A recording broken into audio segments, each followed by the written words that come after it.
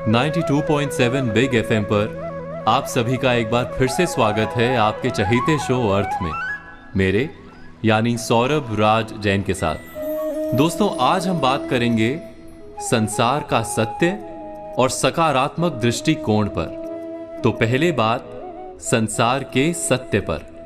हम अक्सर सुनते हैं कि एक ज्ञानी महात्मा है, वो सारे संसार का सत्य जानते हैं, उनके पास हम अपनी समस्याओं का समाधान पाने जाते हैं। यह उचित भी है कि हमें ज्ञानी ध्यानी लोगों से जीवन और संसार का सच जानने का यत्न करते रहना चाहिए।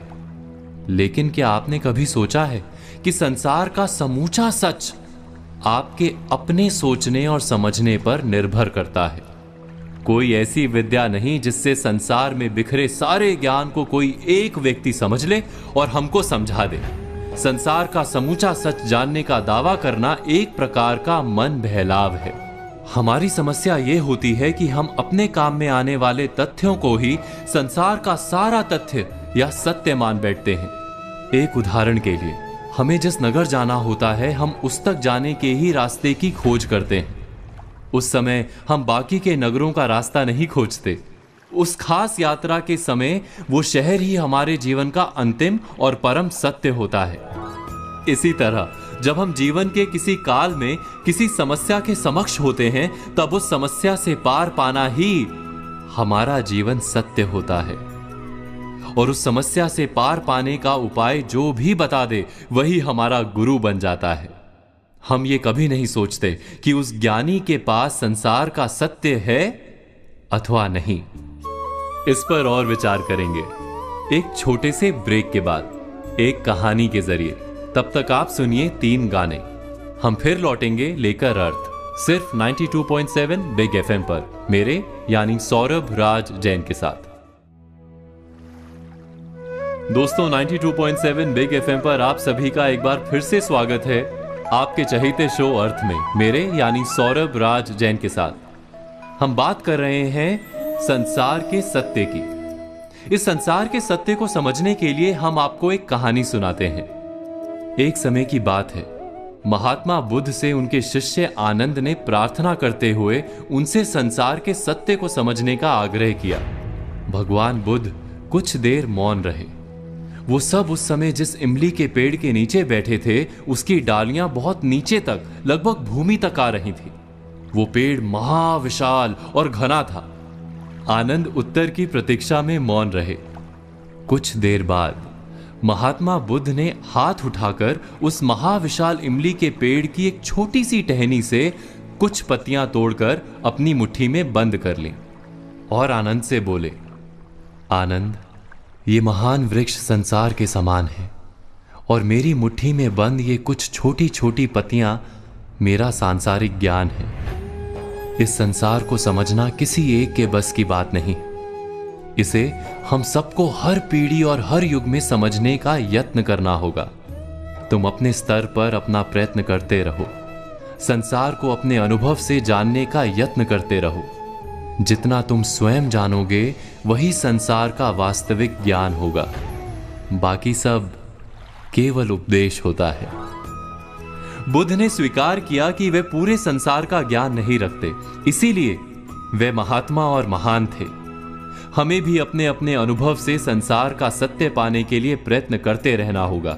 कोई और हमें जीवन और संसार के सत्य से परिचित करवा ही नहीं सकता। हां, हमें भुलावा देकर भटका अवश्य सकता है। इस पर विचार, मनन और चिंतन अवश्य कीजिएगा। अर्थ पर हमने बात की संसार के सत्य की, और अब हम बात करेंगे संकीर्ण मानसिकता पर, लेकिन एक छोटे से ब्रेक के बाद। आप सुनिए कुछ गाने, सिर्फ और सिर्फ 92.7 बिग एफएम पर, मेरे यानी सौरभ राज जैन के साथ। दोस्तों, 92.7 बिग एफएम पर आप सभी का एक बार फिर से स्वागत है आपके चहीते शो अर्थ में, मेरे यानी सौरभ राज जैन के साथ। हमने बात की थी संसार के सत्य की, और अब हम बात करेंगे सकारात्मक दृष्टिकोण की। अक्सर लोग अपने आसपास की स्थितियों से असंतुष्ट होते हैं। लोगों को घट रही घटनाओं से बहुत सारी शिकायतें रहती हैं। जिसे देखो वही कहता मिल जाएगा कि ना जाने ये सब क्या हो रहा है। किसी का भी इस तरह व्यथित होकर प्रतिक्रिया देना और कुछ नहीं, उसके नजरिए यानी दृष्टि के कारण है। यानी समस्या दृश्य में जितनी नहीं, उससे अधिक दृष्टि की है। वास्तव में यह हम पर निर्भर करता है कि हम अपने समय और समाज की स्थिति को किस तरह से देखते हैं। एक छोटे से ब्रेक के बाद हम दृष्टि यानी नजरिए पर बात करेंगे। तब तक आप सुनिए कुछ गाने। हम फिर लौटेंगे लेकर अर्थ, सिर्फ और सिर्फ 92.7 बिग एफएम पर, मेरे यानी सौरभ राज जैन के साथ। दोस्तों, 92.7 बिग एफएम पर आप सभी का एक बार फिर से स्वागत है आपके चहीते शो अर्थ में। ब्रेक पर जाने से पहले हम बात कर रहे थे दृष्टि यानी नजरिए की। हमारा नजरिया ही हमारे लिए संसार को देखने और समझने का एकमात्र उपाय होता है। कोई भी घटना हमें उतनी ही प्रिय और अप्रिय लगती है जितनी कि हमारी दृष्टि उसे हमें समझाती है। आपने कभी आकाश में उड़ते बादलों में बनने वाली आकृतियों को देखा है? उनमें जो भी आकृतियां बनती हैं उसे हम अपने नजरिए से ही परिभाषित कर पाते हैं। एक ही समय में वो एक बादल का टुकड़ा किसी को शेर और किसी को खरगोश दिखता है। कैसे? ये केवल नजरिए के कारण है। दृष्टि के इस मर्म को हम एक कहानी के द्वारा समझने की कोशिश करते हैं। किसी आश्रम में गुरुजी अपने दो प्रिय शिष्यों के साथ रहते थे। एक दिन गुरुजी ने अपने दोनों शिष्यों से पूछा कि ये संसार कैसा है, अपने दृष्टिकोण से बताओ। पहला शिष्य बोला, ये दुनिया बहुत बुरी है, जितनी देर की रात होती है उतनी ही देर का दिन। कैसा संसार है, उजले दिन के पीछे काली अंधेरी रात आती ही रहती है। अंधेरी रात को नष्ट करके केवल दिन दिन ही रहना चाहिए, बस केवल उजाला रहे। पहले शिष्य के बाद दूसरे शिष्य ने संसार को लेकर अपना नजरिया गुरुजी के सामने रखा। हर काली रात के बाद एक महाप्रकाशित दिन आरंभ होता है गुरुजी। सूर्य देव संसार को हर दिन नई ज्योति से भर देते हैं। लोग अपने अपने काम पर निकलते हैं। किसान हो, यात्री हो या पक्षी, सब अपने कर्म करते हैं। फिर थक कर आराम करने का समय हो जाता है। शाम घिरने लगती है तो हम सूर्य को विदा कर दीपक जलाते हैं और रात में भी उजाला कर लेते हैं। आसमान चमकीले तारों से भर जाता है। चंद्रमा का उदय होता है। रात के साथ दिन का क्रम बना रहना बहुत आवश्यक है, अन्यथा हम प्रकाश का महत्व कैसे समझ पाएंगे? गुरुदेव ने दोनों के नजरिए को समझा। संसार वही एक है। हम इसे कैसे देखते हैं उस पर निर्भर करता है। जो अंधकार को अधिक देखेगा उसे अंधकार अधिक दिखेगा। जो प्रकाश को महत्व देगा उसे प्रकाश अधिक दिखेगा। इसीलिए दृश्य नहीं, दृष्टि को बदलने या सुधारने की आवश्यकता है। दोस्तों, अर्थ पर आज हमने बात की संसार का सत्य और सकारात्मक दृष्टिकोण पर, और आज हम बात करेंगे श्रेष्ठता की। दोस्तों, श्रेष्ठता की भावना को समझने के लिए एक कहानी सुनते हैं। ठंड के मौसम में कुछ बंदर ठिठुर रहे थे। तभी उन्हें एक जुगनू मिला। जुगनू से रोशनी आ रही थी, जैसे वो कोई उड़ता हुआ अंगारा हो। बंदरों ने जुगनू को पकड़कर सूखी लकड़ियों पर रखा और सब मिलकर उसे फूंकने लगे। शायद किसी गांव में इंसानों को देखा होगा छोटी सी चिंगारी को फूंक कर आग बनाते हुए। उन्होंने भी आग लगाने का प्रयास शुरू कर दिया। कुछ ही देर में जुगनू मर गया। उससे आ रहा प्रकाश बुझ गया। बंदरों ने दूसरे जुगनू को पकड़ लिया और फिर से फूंकना शुरू कर दिया। पास के पेड़ पर एक सयानी चिड़िया बैठी थी। बंदरों की मशक्कत देखकर चिड़िया ने बंदरों से कहा कि आप बेकार मेहनत कर रहे हैं। ये जुगनू है, चिंगारी नहीं। देखा नहीं मुझे जुगनू को खाते हुए? अगर ये आग होती तो मैं जल जाती। तुम सब बेकार मेहनत कर रहे हो। ये सुनकर बंदरों ने क्या किया होगा? विचार कीजिए। जब हमें कोई हमारी किसी भूल पर कोई निर्देश देता है तो हम क्या करते हैं? इस पर विचार करेंगे एक ब्रेक के बाद। तब तक आप सुनिए ये 3 गाने। हम फिर लौटेंगे लेकर अर्थ, सिर्फ और सिर्फ 92.7 बिग एफएम पर। 92.7 बिग एफएम पर आप सभी का एक बार फिर से स्वागत है आपके चहीते शो अर्थ में। मेरे यानी सौरभ राज जैन के साथ। हम बात कर रहे हैं श्रेष्ठता की भावना पर। हम विचार कर रहे थे उन बंदरों के बारे में जो जुगनू को फूंक कर आग लगाने की कोशिश कर रहे थे। हम विचार करेंगे तो तुरंत जान पाएंगे कि हमारी भी आधी जिंदगी ऐसे ही कई प्रयासों में बीत जाती है।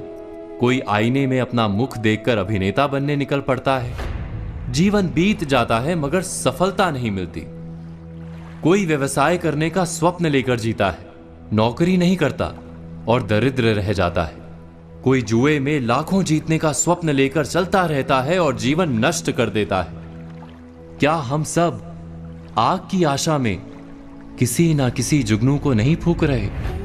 उस कहानी की चिड़िया ने जब बंदरों से कहा कि तुम सब जुगनू को फूंक कर आग नहीं लगा पाओगे, तो बंदरों ने गुस्सा होकर उस चिड़िया को मार दिया।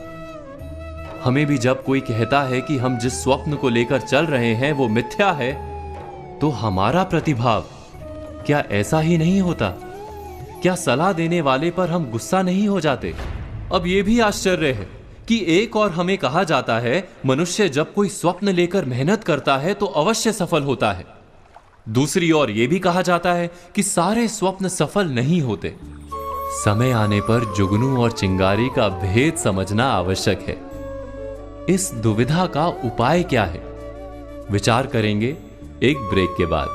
आप सुनते रहिए अर्थ मेरे यानी सौरभ राज जैन के साथ सिर्फ और सिर्फ 92.7 बिग एफएम पर। दोस्तों 92.7 बिग एफएम पर आप सभी का एक बार फिर से स्वागत है आपके अपने शो अर्थ में, मेरे यानी सौरभ राज जैन के साथ। हम विचार कर रहे थे कि क्या एक स्वप्न को साकार करने के लिए जीवन बिताना उचित है? उसका उत्तर हमें प्राप्त हो सकता है आत्मविश्वास से। और आत्मविश्वास का अर्थ है अपने आप का संपूर्ण ज्ञान, स्वयं अपनी शक्तियां और अपनी मर्यादाओं की जानकारी। बिना अपने आप को जाने हम अहंकारी हो सकते हैं, आत्मविश्वास से पूर्ण नहीं हो सकते। और अपने आप को जानने के लिए अपने प्रतिबिंब का अभ्यास भी आवश्यक है।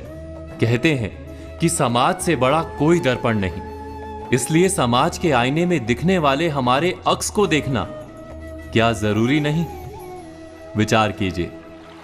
अभी वक्त है एक ब्रेक का, तब तक आप सुनिए कुछ गाने। हम फिर लौटेंगे लेकर अर्थ सिर्फ और सिर्फ 92.7 बिग एफएम पर, मेरे यानी सौरभ राज जैन के साथ। दोस्तों 92.7 बिग एफएम पर आप सभी का एक बार फिर से स्वागत है आपके चहीते शो अर्थ में। हम बात कर रहे हैं श्रेष्ठता की भावना पर। जो व्यक्ति ये कहता है कि उसे किसी के सुझाव की आवश्यकता ही नहीं, जो व्यक्ति ये मानता है कि उससे अधिक बुद्धिमान अन्य कोई है ही नहीं और उसके सारे फैसले 100% सच हैं, वही श्रेष्ठता की भावना है। इससे बंधा मनुष्य क्या वास्तव में अपने आप को जान पाता है? क्या उसके भीतर सच्चा आत्मविश्वास जन्म ले सकता है? कहानी के बंदरों ने चिड़िया को मारते हुए यही कहा था कि हम इतने बड़े और विशाल हैं, इतने ताकतवर हैं, हमें तुम्हारी सलाह की कोई आवश्यकता ही नहीं। इस मिथ्या भावना के कारण वो बंदर आज भी जुगनू को फूंक मारकर आग जलाने की कोशिश में ठिठुर रहे हैं। अर्थ पर आज हमने बात की श्रेष्ठता पर, कल बात करेंगे प्रभाव और असफलता पर। तब तक आज कही बातों पर विचार कीजिए और कल की प्रतीक्षा कीजिए और सुनते रहिए अर्थ मेरे यानी सौरभ राज जैन के साथ सिर्फ और सिर्फ 92.7 बिग एफएम पर।